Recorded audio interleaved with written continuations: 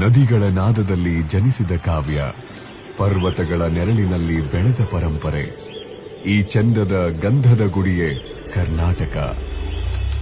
ಕ್ರಿಸ್ತಶಕ 345ರಲ್ಲಿ ಕರ್ನಾಟಕದ ಮೊಟ್ಟಮೊದಲ ರಾಜನಾದ ಕದಂಬ ವಂಶದ ಮಯೂರವರ್ಮನಿಂದ ಶುರುವಾಗಿ ಚಾಲುಕ್ಯರು, ರಾಷ್ಟ್ರಕೂಟರು, ಹೊಯ್ಸಳರು, ವಿಜಯನಗರದ ಅರಸರು, ನಂತರ ಮೈಸೂರು ಸಾಮ್ರಾಜ್ಯದ ಅರಸರು ನಮ್ಮ ರಾಜ್ಯವನ್ನಾಳಿದವರಲ್ಲಿ ಪ್ರಮುಖರು. 1940ರಲ್ಲಿ ಈ ನಾಡು 5 ಭಾಗಗಳಾಗಿತ್ತು. ಮೈಸೂರು, ಬಾಂಬೆ, ಹೈದರಾಬಾದ್, ಮದ್ರಾಸ್ ಹಾಗೂ ಕೂರ್ಗ್. ಎಲ್ಲೆಡೆ ಕನ್ನಡವನ್ನೇ ಮಾತನಾಡುತ್ತಿದ್ದರೂ ಗಡಿಗಳು ನಮ್ಮನ್ನ ಬೇರ್ಪಡಿಸಿದ್ದವು. ಆಗ ಏಕೀಕರಣ ಎಂಬ ಹೋರಾಟದಿಂದ ಕನ್ನಡಿಗರೆಲ್ಲರೂ ಒಂದಾದರು.